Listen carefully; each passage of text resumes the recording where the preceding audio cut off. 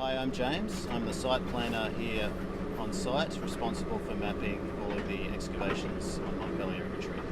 One of the primary goals of an archaeological excavation is to create preservation by record, a system of recording the information through photographs, written information and hand-drawn plans. And these are some of the hand-drawn plans that are drawn to scale and are eventually combined into a single image of the site. As the machine peels back new layers and the guys work through new layers of the site, drawings are done which relate to that particular phase of the work and that particular period in history. Previous maps helped the archaeologists with their investigations. The Hobart City Council has preserved field notebooks, and these are part of the Metropolitan Drainage Board surveys conducted in 1905. Here we can clearly see Alexander Orr's house and his outbuildings. James is recording these outbuildings in detail as each layer is revealed by the team. Here he is mapping the stable behind Orr's house. The stable was part of a stretch of outbuildings for the Orrs, which sat adjacent to Pierce's Lane.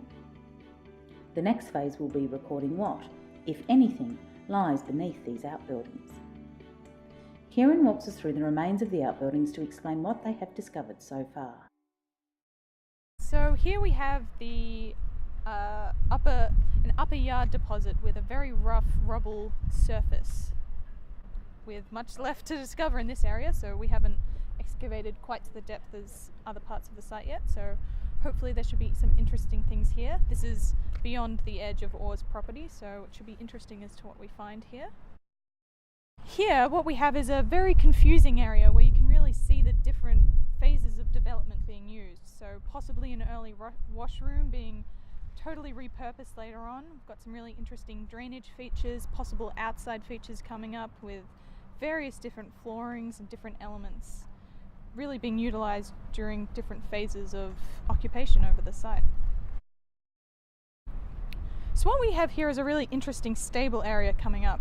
To the left there's a tacking area, and then to the right we have a really nice sandstone flagged floor which has post holes various different times being used to support a wooden superstructure.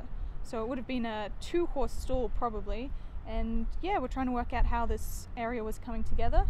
At the wall on the right we've got some really interesting aesthetic features coming up in the wall, so it would have been a really well detailed stable.